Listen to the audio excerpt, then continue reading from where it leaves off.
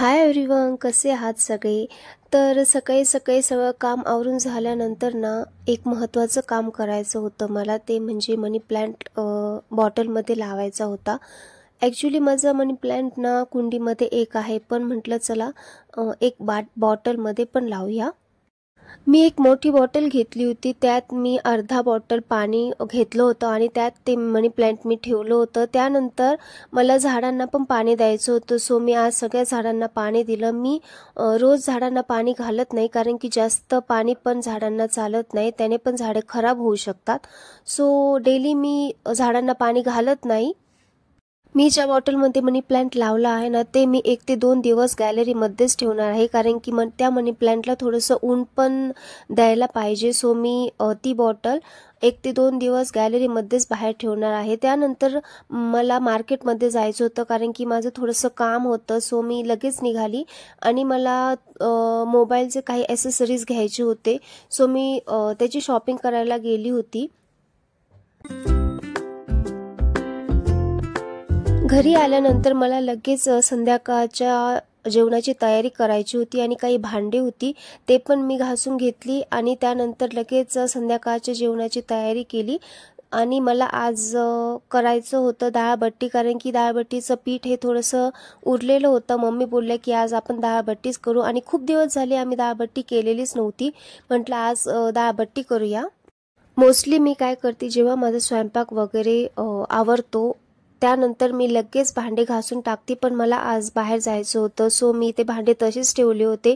पण मी बाहेर गेल्यावर पण माझ्या डोळ्यांसमोर ते भांडेच दिसत होते.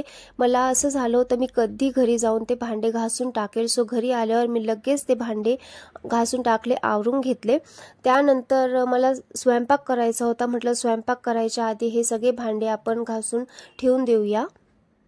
स्वयंपाक झाल्यानंतर जेव्हा आपला किचन स्वच्छ आणि थोडासा मोकळा वाटतो ना, तेव्हा ते बघायला खूप म्हणजे खूप बरं वाटतं आणि खूप आनंद पण होतो.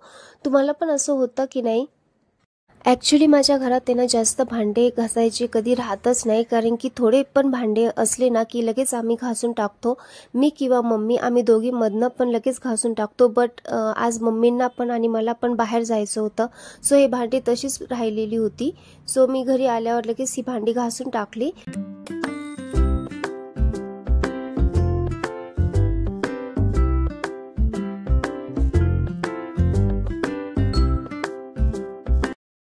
डाळबट्टीचं पीठ मी मळून घेतलं होतं. त्यानंतर मी एका कढईमध्ये पाणी गरम करायला ठेवलं होतं. त्यात मी थोडंसं मीठ ॲड केलं होतं आणि त्या पाण्याला उकळी आल्यानंतर मी ते डाळबट्ट्या आहे त्या मी त्यात ॲड केल्या होत्या आणि त्या छान अशा उकडवून घेतल्या होत्या. काही जण कुकरमध्ये पण उकडून घेता, बट मला पाण्यातच उकडवायला आवडतं, कारण की त्याने टेस्ट पण खूप छान येते आणि मेन म्हणजे त्या क्रिस्पी पण खूप छान होतात.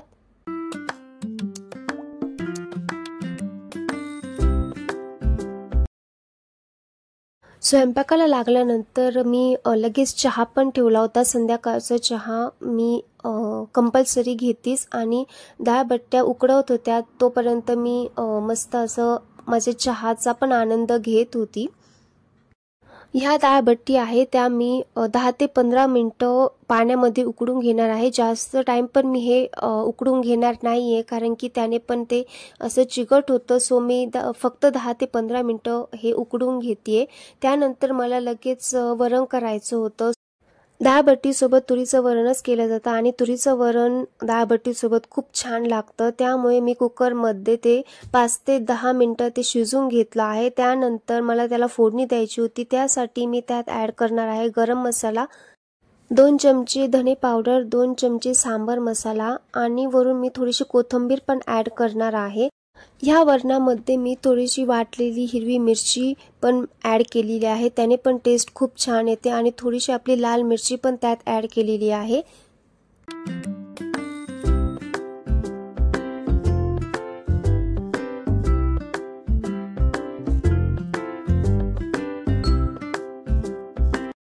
डाळबट्टी ही आम्ही नेहमी करतो आणि आमच्या घरात खूप आवडीने खाता, कारण की सगळ्यांनाच डाळबट्टी खूप आवडते. जेव्हा पण मी कोणत्या भाजीला किंवा वरणाला फोडणी देते तेव्हा मी गॅस हाय फ्लेमवरच ठेवते. त्यानंतरच मी फोडणी देते, कारण की हाय फ्लेमवर जेव्हा फोडणी देतो तेव्हा तडका पण खूप छान बसतो आणि टेस्ट पण खूप छान येते. त्यानंतर मी लो फ्लेमवर गॅस करते. मी प्रत्येक भाजीत कोथिंबीर खूप जास्त ॲड करते, कारण की मला कोथिंबीर ही खूप आवडते आणि त्याने टेस्ट पण खूप छान येते आणि स्मेल पण खूप छान येतो. सो त्यामुळे मी प्रत्येक भाजीला कोथिंबीर ही भरभरून वापरते. संध्याकाळच्या स्वयंपाकाला मी 5च्या दरम्यान लागते, कारण की आमच्याकडे सगळेच लवकर जेवता आणि लवकर जेवायची सवय आहे. सो 7 वाजेच्या दरम्यान आम्ही सगळी जेवायला बसतो. सो स्वयंपाकाला पण मला लवकर लागायचं असतं. असं म्हणता लवकर जेवण केलं की लवकर पचतं आणि आपल्या शरीरासाठी पण लवकर संध्याकाळचं जेवण हे लवकर केलंच पाहिजे. संध्याकाळचं जेवण हे जेवढं आपण लवकर करू आणि टायमिंगमध्ये करू तेवढंच आपल्या डायजेशनसाठी पण ते खूप चांगलं असतं आणि आरोग्यासाठी पण खूप चांगलं असतं. सो संध्याकाळचं जेवण हे 8 वाजेपर्यंत किंवा 9च्या आत केलंच पाहिजे.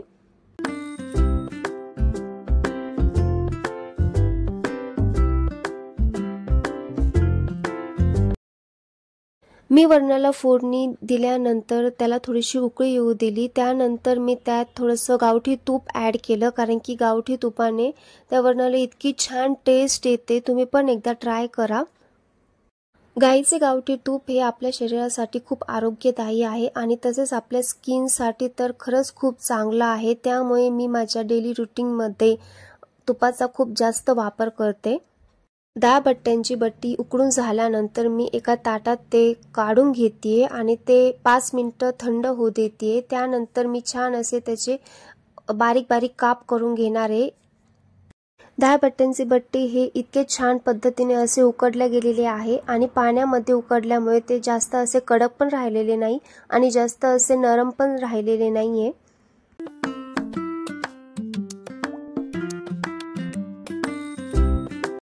थंड झाल्यानंतर मी त्याचे असे छान काप करून घेते. त्याचे काप करत असताना मी जास्त मोठे पण काप करत नाही आणि जास्त पातळ पण काप करत नाहीये.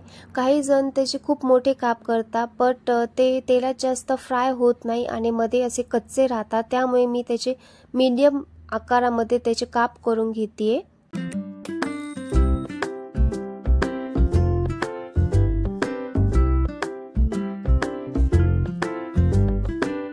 ते सगळं मीडियम आकारामध्ये कापून झाल्यानंतर मी लगेच ते फ्राय करायला घेतले होते आणि फ्राय करत असताना मी ते लो फ्लेमवरच फ्राय करते, कारण की हाय फ्लेमवर फ्राय केल्यामुळे ते मध्ये कच्चेच राहतील. त्यामुळे लो फ्लेमवरच हे फ्राय करून घ्यायचे.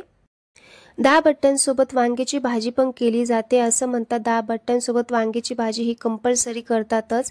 त्याने डाळ बट्ट्या ह्या खूप छान लागतात, बट आमच्या घरी वांग्याची भाजी डाळ बट्ट्यांसोबत आवडत नाही. सो मी त्यासोबत आज वेगळी रेसिपी करणार आहे. माझ्या घरात सगळ्यांना चमचमीत आणि तिखट खायला आवडतं आणि आम्ही सगळेच जास्त प्रमाणात नाही पण थोड्या प्रमाणात का होईना तिखट खातोच, कारण की त्यानेच टेस्ट येते. डाळ बट्ट्या ह्या इतक्या छान पद्धतीने फ्राय होत आहे आणि खूप छान अशा क्रिस्पी पण होत आहे आणि टेस्टला पण इतक्या सुंदर झाल्या आहे ना. डाळ बट्ट्यांसोबत खायला मी तुमच्यासोबत एक छान अशी रेसिपी शेअर करते, ते म्हणजे मिरचीचा ठेचा. आणि मिरचीचा ठेचा म्हटलं तर आमच्या घरात सगळ्यांनाच खूप आवडतो आणि सगळे खूप आवडीने खातात, कारण की आमच्या घरात मोस्टली सगळेच तिखट खातात.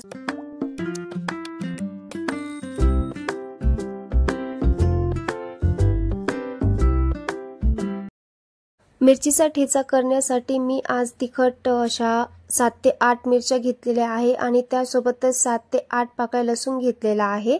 तो पण मी त्यात ॲड केलेला आहे आणि लो फ्लेमवर मी हे सगळं फ्राय करून घेते.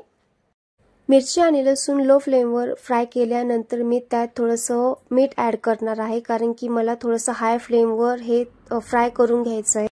हाय फ्लेमवर फ्राय करत असताना ते जळणार नाही, त्यामुळे मी त्यात थोडंसं मीठ ॲड केलं आहे.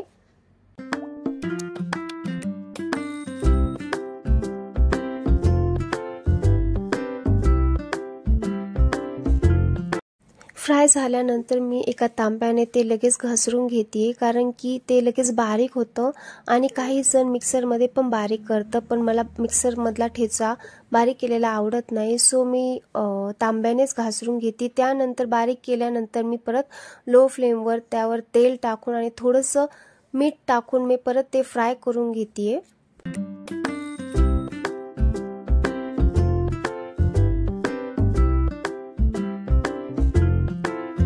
डाळ सोबत असा मिरचीचा ठेचा खायला इतका छान आणि इतका टेस्टी लागतो ना, तुम्ही एकदा नक्कीच ट्राय करून बघा. ही रेसिपी इतकी सोपी आहे. तुम्ही बघू शकता इतका छान हा मिरचीचा ठेचा दिसतोय आणि टेस्टला पण इतका छान झाला होता आणि त्याचा स्मेल पण तिखट इतका छान येत होता ना.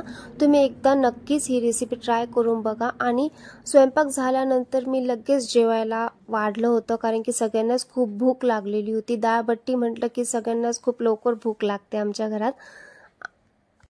जेवण झाल्यानंतर मी लगेच भांडे घासून घेतली होती, कारण की त्यानंतर मला मेन काम करायचं होतं, ते म्हणजे किचन ओटा साफ करायचा होता. आणि रोज रात्री जेवण झाल्यानंतर सगळ्यांचे मी किचन ओटा घासून पुसून घेते, कारण की त्यामुळे किचन ओटा आणि किचन पण आपलं साफ राहतं आणि दुसऱ्या दिवशी जेव्हा आपण स्वयंपाक करतो तेव्हा पण आपली जास्त धावपळ, आपली जास्त घाई होत नाही. सो मी रात्री सगळं साफ करून ठेवते आणि रात्री सगळं आवरून ठेवते.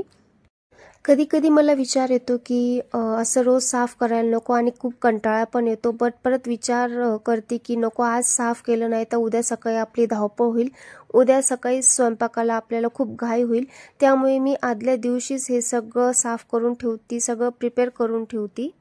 प्रत्येक काम आपण जेव्हा मनापासून आणि आवडीने करतो ना, ते काम पण आपलं नेहमी पूर्ण होतं. आणि तुम्ही बघू शकता साफ केल्यानंतर किती छान हे किचन ओटा आणि गॅस वगैरे दिसतोय. बघूनच इतका आनंद होतो ना. तुम्हाला हा व्हिडिओ कसा वाटला नक्कीच कमेंट करून सांगा. चॅनलला सबस्क्राईब करा, व्हिडिओला लाईक करा. थँक्यू.